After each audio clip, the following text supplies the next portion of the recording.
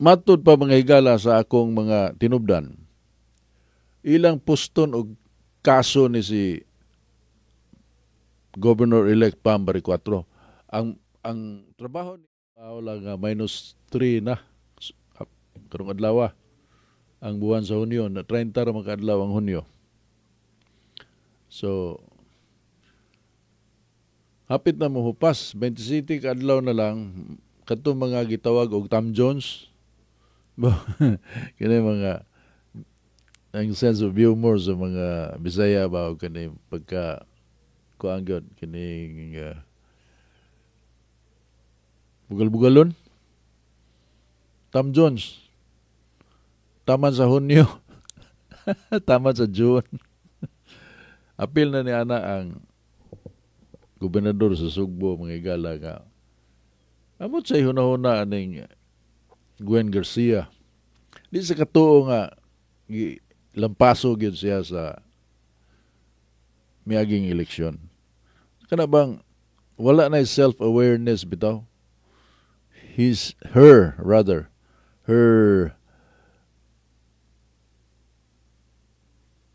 assessment of herself is overrated, mga higala. It can happen to anyone. Labi na og may pagka narcissist ka ba? Which apparently she is, no? I'm sorry, na naman na sa personal level, pero kung siya, she's a public figure. O niya, pagkampanya lang daan, unsa gina kaon nga magsige magsayaw anang stage. Na siya illusion nga kuan siya. Mura siya og movie star ba? No? I think naagin na siya nuna kay bisan sa wapan na siya mukuha ng gawas naman na ron kanang moabot sa akong messenger, ano ba? Kanang sayaw niya sa wapay kampanya. Kanang nigabot din niya sa opisina. Mulili siya ng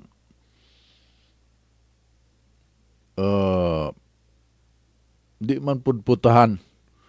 Kanang iskina bitaw sa kanang hallway niya, di pa ka makita niya, lili ni mo makita ni mo straight ang hallway pa doon sa opisina. Mulili na siya niya, magsugod na dahil sa sayaw pa doon sa opisina. Daghan ng mga video ng gawas. Well, iya siguro ng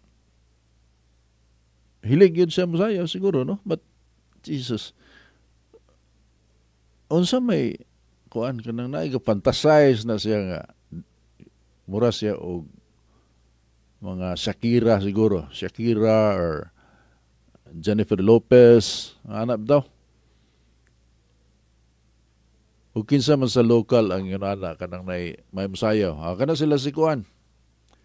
Awa ko kaila kayo ng mga local nga artista.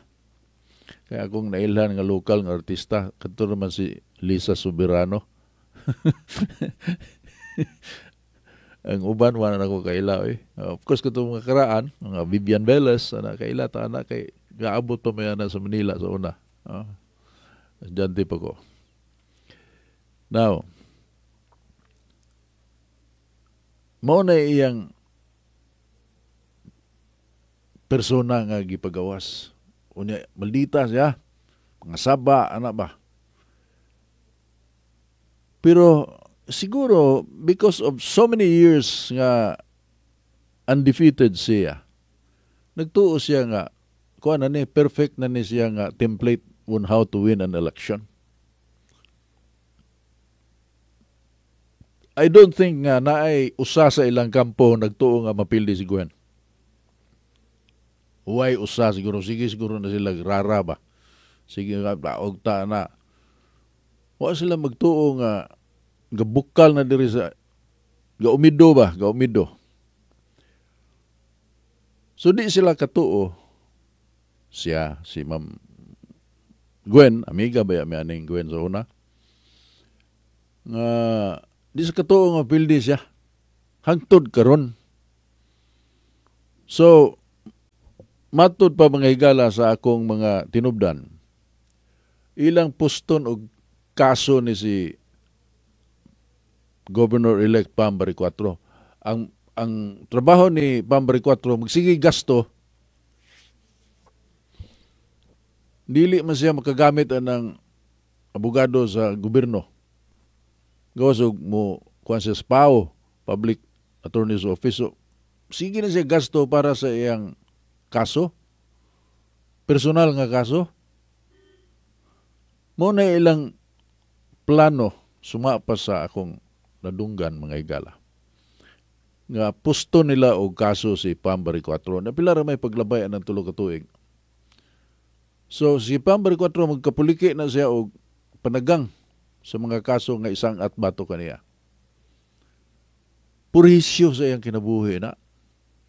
Hangtod yun nga makiglamanon na lang siya siguro. Maunay, they will put pressure on Baricotro to finally succumb and surrender ba nga. Sige, din ako kamo na lang. Din ako. I cannot handle this. Too much. I am happy where I was, no? As a private person.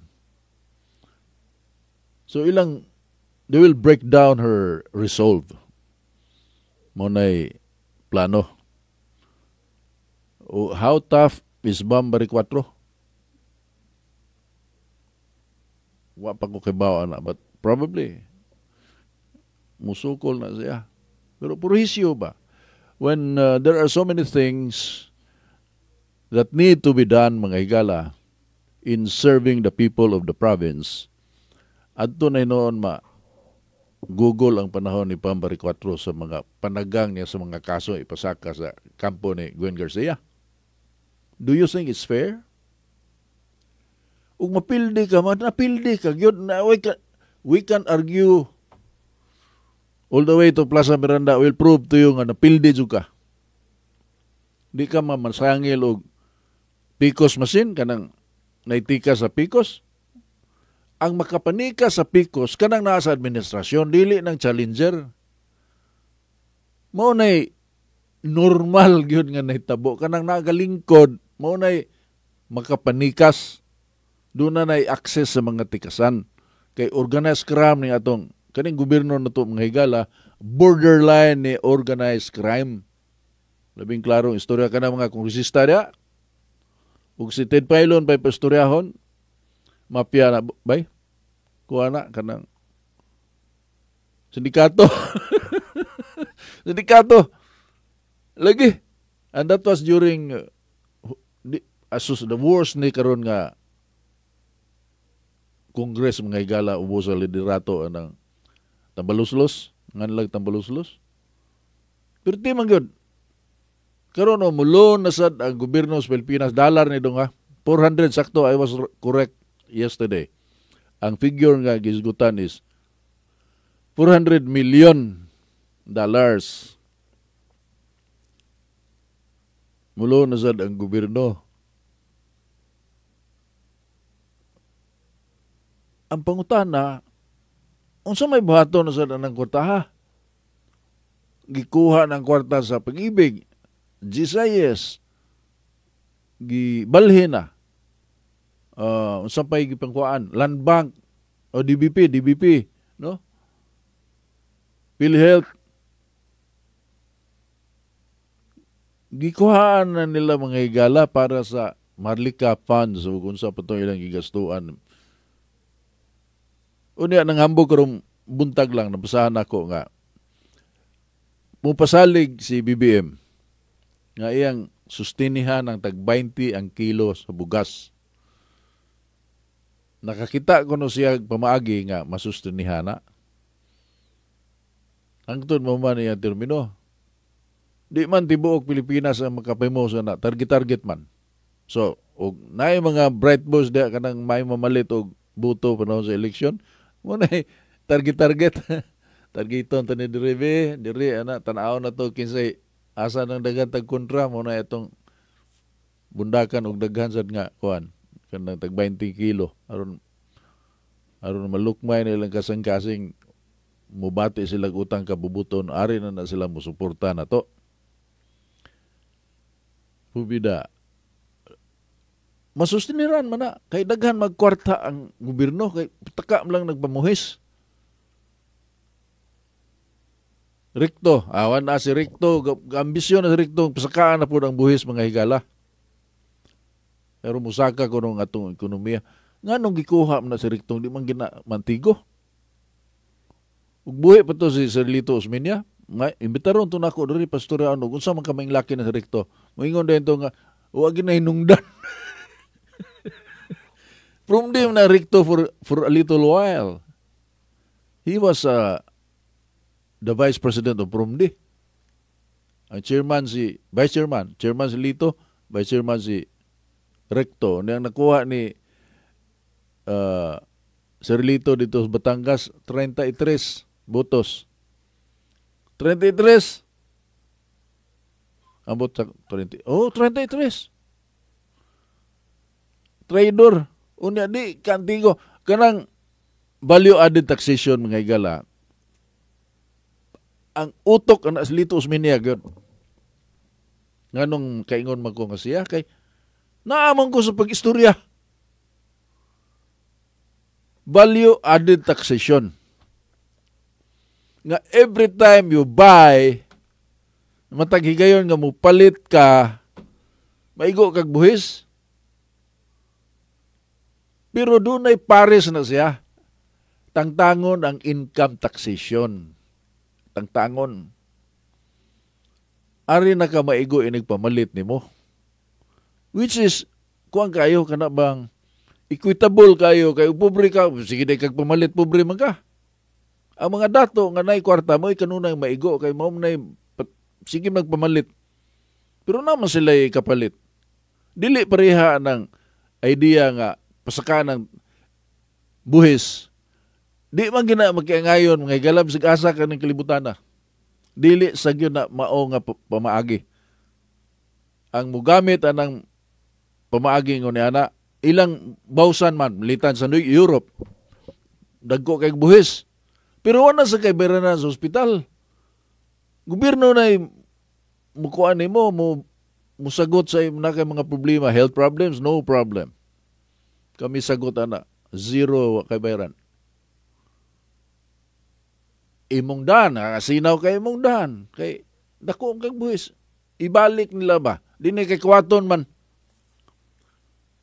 So di makita asa padung imong buhis. Unya pinagis pagpasaka og buhis ang imong gisilutan. Ang imong gisulutan ang kadtong most productive sector sa atong katalingban. Mo'y ga-produce ba? Most productive. Negosyante. Sakaan na to ni buhis ang negosyante.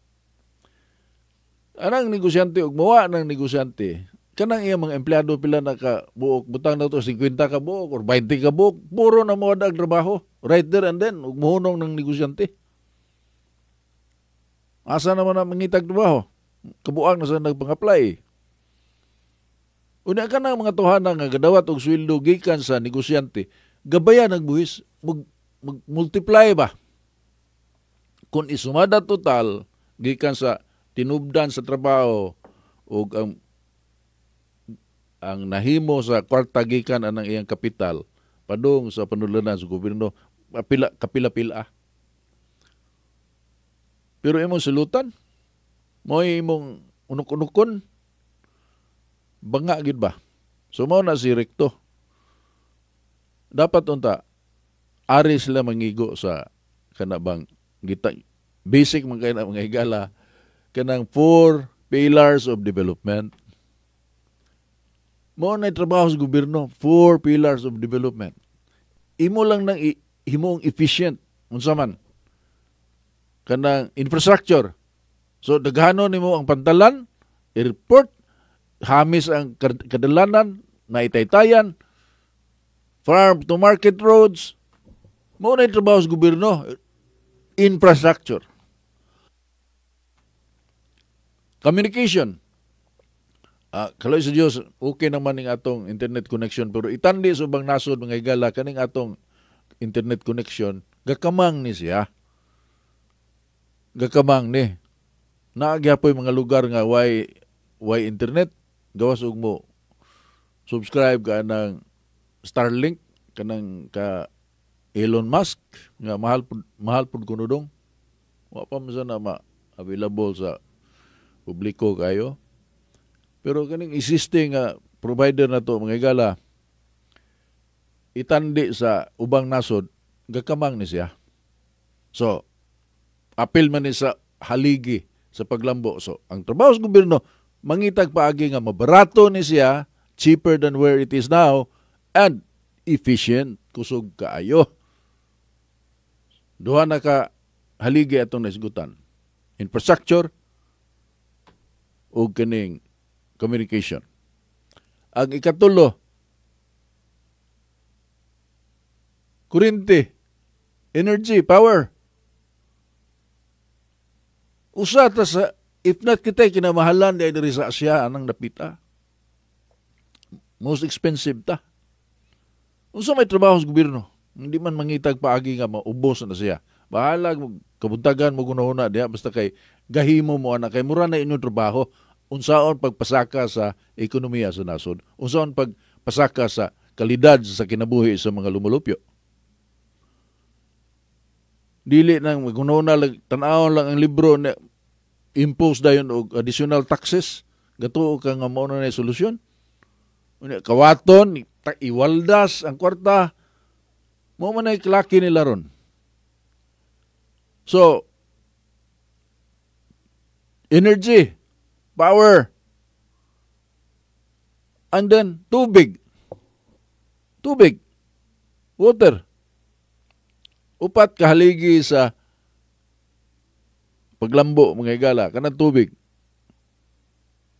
Init, maglinya tao ng atang o bumbiro kay di kasugakod ang gripo. Maghuwat sila alas 12 tunga gabi aron makasahod. Unya, mangliki ang atong mga umahan. Mangliki. Unsa may gihimo sa gobyerno ana nga usa man na sa upat ka haligi sa paglambo. 4 pillars of development. Mura na ilang trabahoon, kanunay unta. Pero diya sila sa ubang butang nga wag ginungdan ba. Impeachment sa panadya. So, wag ayo, laktod ka magsulti ma-frustrated ka ba, no? It leads to frustration. Sige pangutang, nangutang na po do. $400 million US dollars ni mga igala. On top of katong namaligya ta og gold. Napay ibaligya ay murag gahuna-una na po sila og kanang mga government assets ibaligya nila. Namaligya og nangutang. Unsa may makita na to anang panagwaya mga igala. Gakalisod-lisod. Preso sa kabay god. Wala sugo nagpamirinda na maligya duha to ka auto usan lang na milin. Unya nang loan. Naay problema. Naay financial problem. Ga-unload og asset unya nangutang pagyud. So dako gyud nagproblema nga kwarta. Samtang ang ubang nasod nagtigom og gold kay posible mamubalik ang gold nga mo'y measurement sa kanang bahandi sa nasod. Ang gibugaton sa kwarta nasod adto ibase sa imong gold kuan kanang stocks of gold nimo, gold reserve. Posible man ang mitabo kay si Trump mao may magsugod na sa Amerika mo tong gi-inventaryo sila sa gold deposit sa kuan kinini ang usa nilang Fort Knox ug nakitaan nga gikawatan sa nila gold ay daw sa mga politiko dito. Ga-accounting pa sila dito. Hay man ning gold ron nang kuwang naman ana ba. But that is the way to go kay na may BRICS, sa titawag na BRICS, mga nasod nga muhawa sila, maghimo sila laing currency nga dili magsalig sa dolyar. O kanang maong currency ibase na sa combine nila nga gold. Mo na gamitong kuan nila kanang medium o kuan ba? Exchange. So na-threaten si Trump niya na kay og pasagdan na niya madibalyod man gyud ang dollar. So kanilang ligo ng dollar ug mao na inyong gustong may tabo then so be it mag-dollar gyapon pero kinadaghanan na may gold. Mo na idea diya. Kadto si Gaddafi gani mao man toy nakaingon nga gipatay to si Gaddafi. Gidepose to si Gaddafi tungod kay ganuna man to nga mag-organize sa African countries nga na sila kwarta outside of dollar nga medium of exchange nila base sa Bulawan. Itong na-depose si Muammar Gaddafi. Di mamsugot ang Amerikana. Amerika magprinta lang ng dagang papel. Karon dili na pwede musukol na Brazil. Daghanang nasod nga mo apel India gatubo ra ba ng India? Of course China. So mao na nga kinahanglan ang gold. Ang Philippines mga higala na maligya. Ang uban nag-hoard o gold kita na maligya. Unya ang pait pag yun kay gipangutana nga nung gibaligya na ninyo. Kay kuan kuno naka-timing kuno nga mahal na ang presyo. Ingon ang Bangko Sentral ng Pilipinas. Timing kayo kay saka ang presyo. Ang problema dong kay di pa man to day mo kinamahalan nga saka, gasaka pa man. So itandi katong pagbaligya og ang presyo karon, biting bertuha da itong pagkabaligya. Numdum katong COVID nga kuan ba gatubil ko diesel man ang akong sakyanan. Pag-abot diri sa dapi sa Girlsay gikan sa kanang Petron diri sa Puente, barato man gyud na sila diha. Kanang atban sa Vicente Soto ba, barato ng Petron diha. Pero wa ko mutubil na may kuan sad kanang laing gas station unahan kanang Kadines Uy bitaw. Phoenix. Usahay mo sukol sa na ang pila man diri niya. Wa may kuan gyud kanang barato man kayo ang krudo atong panahon sa COVID. Nangita bigay kog barato so pag-abot dito sa Girlsay 32 dong. 32. Kumao na ni. So akong gi full tank. Full tank akong sakyanan kay 32 September 2 gyud. Sus kay na pa usa ka station so 28. Pubida ngano gi full tank nakakatunga ron tato dugangan ri sa una. Abi man ako kinabaratuhan na gyud to kay magtuyok-tuyo ko sa syudad wa may traffic atong panahon na.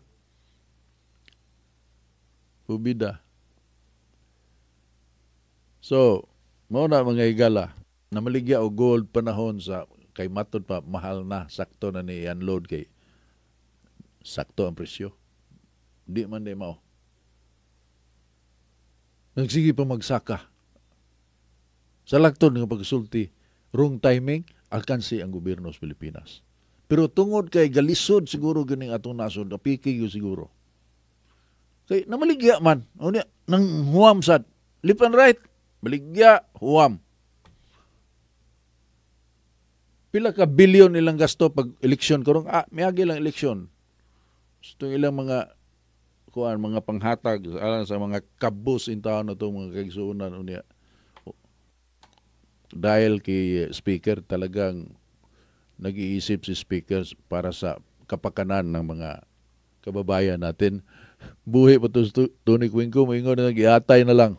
At tak na, higala 35 minutos pasado alas 8, tak na, gihatod ka na ito, uban na may tingwa sa University of San Carlos, Education with a Mission. O iyong usab sa Bioagronica, ang organic na produkto nga makapalambo sa ani sa mga mag-uuma o mapalit sa mga agri-supply stores din sa Kabisayan ug sa Mindanao.